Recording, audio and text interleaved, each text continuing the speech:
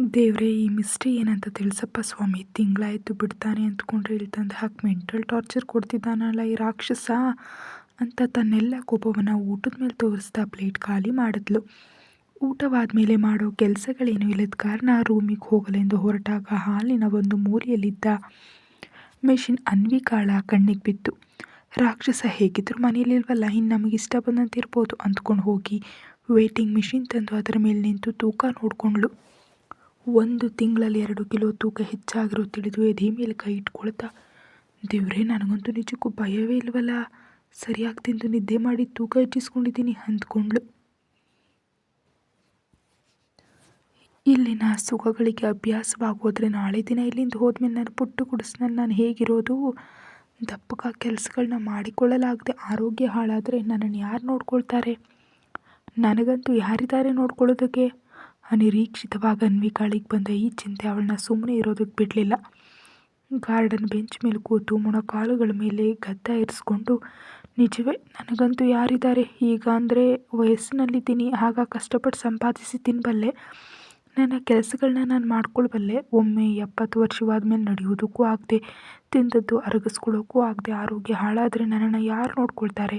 ಅಪ್ಪ ಅಮ್ಮ ಇಲ್ಲ, ಅಕ್ಕ ತಂಗಿ ಅಣ್ಣ ತಮ್ಮ, ಬಂಧು ಬಳಗ ಅಥವಾ ನೆಂಟರೆಷ್ಟು, ಕೊನೆಗೆ ಗೆಳೆಯರೂ ಕೂಡ ಇಲ್ಲ ಅಂದ್ಕೊಂಡ್ಳು. ಹಾಗಂದ್ಕೊಳ್ತಿದ್ದಂತೆ ದುಃಖ ಉಮ್ಮಳಿಸಿ ಬಂತು. ಅವಳ ಅರಿವಿಲ್ಲದೆಯೇ ಕಣ್ಣುಗಳಿಂದ ನೀರು ದಾರಿ ದಾರಿಯಾಗಿ ಸುರಿಯತೊಡಗಿತು. ತನಗೊಂದು ಆಶ್ರಮ ಕಟ್ಟಿ ಅಲ್ಲಿ ನನ್ನಂಥ ಅನಾಥ ಮಕ್ಕಳನ್ನ ಸೇರಿಸಿ ಸೇವೆ ಮಾಡಬೇಕೆಂಬ ಆಸೆ ಅವಳಿಗಿದೆ. ಈ ದಿನಗಳಲ್ಲಿ ಅಂತಹ ಕೆಲಸಗಳನ್ನ ಮಾಡೋದಷ್ಟು ಸುಲಭದ ಮಾತಲ್ಲ. ತುಂಬ ಹಣ, ಪ್ರಭಾವ ಮತ್ತು ಬೆಂಬಲದ ಅಗತ್ಯ ಇದೆ. ಮತ್ತು ತನ್ನ ಬಳಿ ಏನಿದೆ ಅಂತ ಇಂಥ ಆಶಯ ಇಟ್ಕೊಂಡಿದ್ದಾಳೆ? ತನ್ನ ಹಿಂದೆ ಸಮಸ್ಯೆಗಳು ಬಂದರೆ ನಿಲ್ಲಲು ಯಾರಿದ್ದಾರೆ? ಹೈದರಾಬಾದ್ನಂತಹ ಮಹಾನಗರದಲ್ಲಿ ಇಂತಹ ಕಾರ್ಯ ಮಾಡೋದು ಸಾಮಾನ್ಯ ವಿಷಯ ಅಲ್ಲ. ಹೋಗಲಿ, ಬೇರೆ ಎಲ್ಲಿಗೆ ಹೋದರೂ ತನಗೆ ಯಾರೂ ಪರಿಚಯ ಇಲ್ಲ. ಒಮ್ಮೆಲೆ ಪ್ರಪಂಚವೆಲ್ಲ ಕತ್ತಲೆಯಾಗಿ ಬದಲಾಗಿ ಅದರಲ್ಲಿ ತಾನು ಗುರಿ ತಿಳಿಯದೆ ಒದ್ದಾಡ್ತಿರುವಂತೆ ಅವಳಿಗೆ ಅನ್ನಿಸ್ತು. ಸೂರ್ಯನ ಕಿರಣಗಳು ಕೆನ್ನೆಗೆ ಚುರುಗುಟ್ಟಿದ್ದಾಗ ಎಚ್ಚರವಾಗಿ ಕಣ್ತೆರೆದ್ಲು. ಹಸಿರಾದ ಎತ್ತರದ ಮರಗಳು ಗಾಳಿಗೆ ನಗ್ತಾ ತನ್ನನ್ನು ಸಮಾಧಾನಿಸಿ ಮಾತನಾಡಿಸ್ತಿರುವಂತೆ ಅನ್ನಿಸ್ತು. ಇವತ್ತಿನಿಂದ ನಿನ್ನ ಆಶಯ ನನ್ನದು, ನಿನ್ನ ಆಸೆಯನ್ನು ನಾನು ತೀರಿಸ್ತೀನಿ ಅಂತ ಅರ್ಜುನ್ ಹೇಳಿದ ಮಾತುಗಳು ನೆನಪಿಗೆ ಬಂದವು. ಹೌದು, ಅವನು ಸಹಾಯ ಮಾಡ್ತಾನೆ ಅಂದಿದ್ದಾನಲ್ವಾ, ಮತ್ತು ನಾನಿಲ್ಲಿ ಇರದೆ ಅವನಿಗೆ ಇಷ್ಟ ಇಲ್ಲದ ಕೆಲಸಗಳನ್ನ ಮಾಡಿದ್ರೆ ನನ್ನ ಗುರಿ ತಲುಪೋದು ಹೇಗೆ? ಅನ್ವಿಕಾ, ನಿನಗೆ ಮಣ್ಣಿನ ಬುದ್ಧಿ ಅಂತ ತನ್ನ ತಲೆಗೆ ತಾನೇ ಚಚ್ಕೊಳ್ತಾ, ನಿನಗಂತೂ ನಿಜಕ್ಕೂ ಆಲೋಚನೆಯೇ ಇಲ್ಲವಲ್ಲ? ಇಲ್ಲಿಗೆ ಬರೋ ಮುನ್ನವೇ ಆ ರಾಕ್ಷಸ ಹೇಳಿದ್ನಲ್ಲ, ನನ್ನ ಕನಸನ್ನು ನನಸು ಮಾಡ್ತೀನಿ ಅಂತ.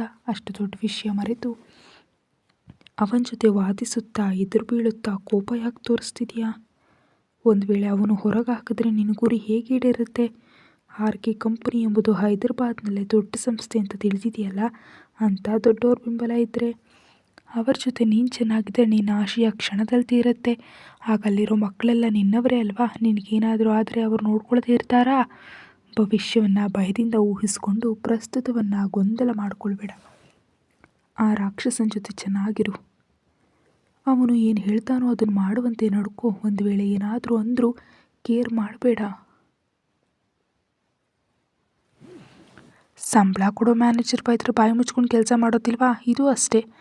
ಹಾಗೆಂದು ಇವನೇನು ನಿನ್ನನ್ನು ಬೈದು ಹೊಡಿತಿಲ್ವಲ್ಲ, ಮತ್ತು ಯಾಕೆ ಬೇಸರ ಮಾಡಿಕೊಂಡು ಏನೋ ಕಳ್ಕೊಂಡವಳಂತೆ ಅಳ್ತಿದ್ಯಾ? ಈ ಅವಕಾಶವನ್ನು ಬಿಡಬೇಡ. ಇದು ಆ ಭಗವಂತ ನಿನಗೆ ಕೊಟ್ಟವರ ಅಂದುಕೋ. ಇದನ್ನು ಸದುಪಯೋಗ ಮಾಡಿಕೊಳ್ಬೇಕೇ ಹೊರತು ದುರುಪಯೋಗ ಮಾಡಿಕೊಳ್ಬಾರ್ದು. ಚಿಕ್ಕಂದಿನಿಂದ ಎಷ್ಟು ಕಷ್ಟಪಟ್ಟಿದೆಯಾ ಮರ್ತಿದ್ಯಾ ಅಂತ ಅಂದ್ಕೊಳ್ತಿದ್ದಂತೆಯೇ ತಾನು ಎದುರಿಸಿದ ಪರಿಸ್ಥಿತಿಗಳಿಗಿಂತ ಘೋರವಾಗಿ ಈಗಿನ ಪರಿಸ್ಥಿತಿ ಇಲ್ಲ ಅಂತ ಅವಳಿಗನ್ನಿಸ್ತು.